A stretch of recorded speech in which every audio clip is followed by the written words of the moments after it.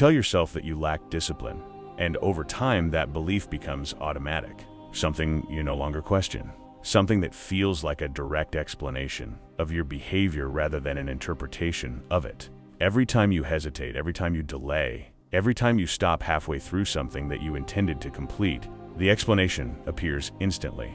You are not disciplined enough. And because that explanation is simple, it feels correct. It removes the need to look deeper, to analyze what actually happened, to understand why the action did not occur. But simplicity is not the same as accuracy. And when you rely on a simple explanation for a complex pattern, you stop seeing the details that actually define that pattern. If you observe your behavior without immediately labeling it, something becomes clear. Your actions are not randomly inconsistent. They follow structure. There are areas of your life where you act consistently without effort, where repetition happens naturally, where discipline is not required at all. You perform certain behaviors daily without hesitation, without resistance, without needing to push yourself. These actions feel automatic because they align with your expectations, your habits, and your current understanding of what matters. And that contradiction is important. Because if discipline was truly missing, inconsistency would appear everywhere. But it does not. It appears only in specific directions. That means the issue is not the absence of discipline, but the presence of resistance. Some actions create friction, hesitation, and avoidance, while others feel natural and immediate. And instead of examining that difference, you reduce everything to a single explanation that feels easier to accept. You say that you lack discipline, but that explanation hides the mechanism behind your behavior. It turns something specific into something vague. And when something is vague, it cannot be directly analyzed. You cannot see where the problem begins, what triggers it, or how it develops. So you try to fix it through control. You increase pressure. You create stricter routines, more rigid systems, more structure. You attempt to force consistency through effort alone. And for a short period, this works. You push yourself, you follow through, you create momentum. But that momentum is unstable because it depends entirely on continuous pressure. The moment that pressure decreases, resistance returns. And when it returns, it feels stronger because it was never addressed. It was only suppressed. So the cycle repeats. You push, you act, you stop, you reset. And each time, the same conclusion appears again, that you lack discipline. But that conclusion does not resolve the pattern. It sustains it, because it prevents you from seeing what is actually happening beneath it. And as long as you continue to interpret your behavior this way, the pattern will remain unchanged, no matter how much effort you apply. The reason this pattern continues is because the cause of resistance is never examined directly. Every time you avoid an action, there's a reason behind it. Not a random one, not something abstract, but something specific that follows a consistent structure. It can be lack of clarity, uncertainty about what needs to be done, or a deeper hesitation that is not immediately visible. Sometimes it appears as distraction, sometimes as doubt, sometimes as a subtle sense that the outcome does not justify the effort. But these signals are not obstacles by themselves. They are indicators of how you interpret the situation. They show you that something in your understanding is incomplete, and instead of observing them, you override them. You replace awareness with force. You try to act against your own internal response without understanding why that response exists. And that creates conflict. One part of you is attempting to move forward, while another part is resisting that movement. That contradiction cannot be resolved through discipline alone. It can be suppressed temporarily, but it remains active beneath the surface. And because it remains active, it continues to influence your behavior even when you are not aware of it. This is why discipline feels inconsistent. It works only when you apply enough pressure to override resistance.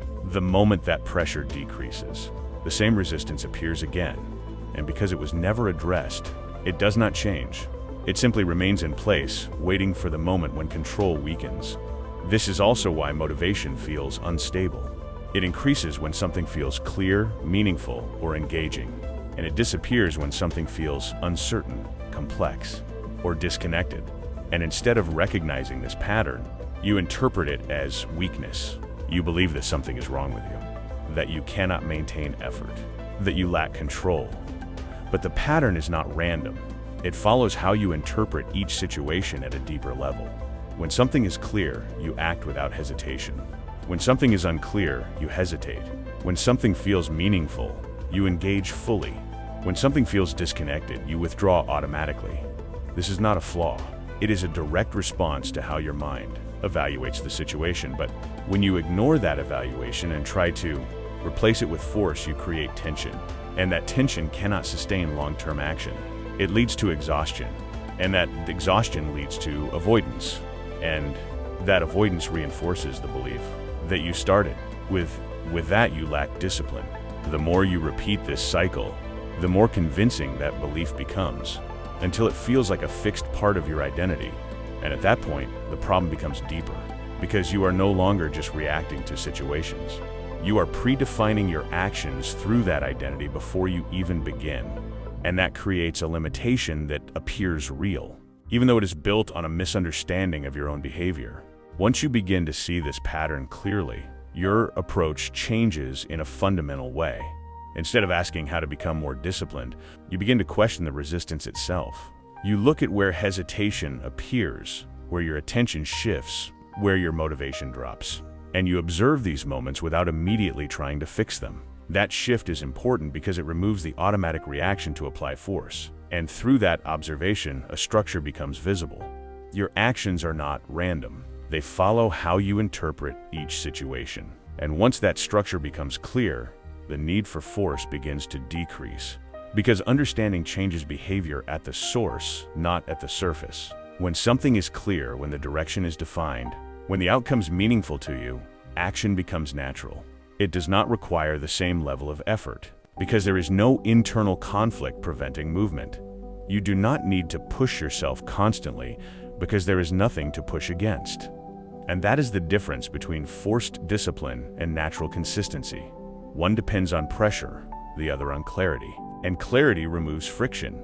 It aligns your intention with your understanding. But when that alignment is missing, resistance appears. And that resistance is not an obstacle, it is information. It shows you that something is not fully understood, that there's a gap between what you think you should do and what you actually understand. And instead of ignoring that gap, you can explore it. You can question your assumptions, your expectations, your reasons for acting. You can examine whether the direction itself is clear, whether the outcome is meaningful, whether the process makes sense to you. And as that clarity increases, the need for discipline decreases, because action no longer requires constant effort. It becomes consistent without pressure. You no longer depend on willpower to maintain movement, because movement is no longer something you resist, and that is the shift. Discipline is not the foundation of consistent action. It is the result of clarity. When there is no confusion, no internal contradiction, no hidden resistance, action becomes simple. And maybe that is the truth you were avoiding. Not that you lack discipline, but that you have been trying to force action without understanding the structure behind it. And once that structure becomes clear, everything changes. Not through effort, but through awareness. Not through control, but through clarity. Not through pressure, but through understanding. And that change is stable because it does not depend on constant force. It depends on seeing clearly. And once something is seen clearly, it does not need to be forced anymore. It becomes part of how you act, not something you struggle to maintain. And that is what creates consistency that does not break under pressure, because it is no longer built on pressure at all.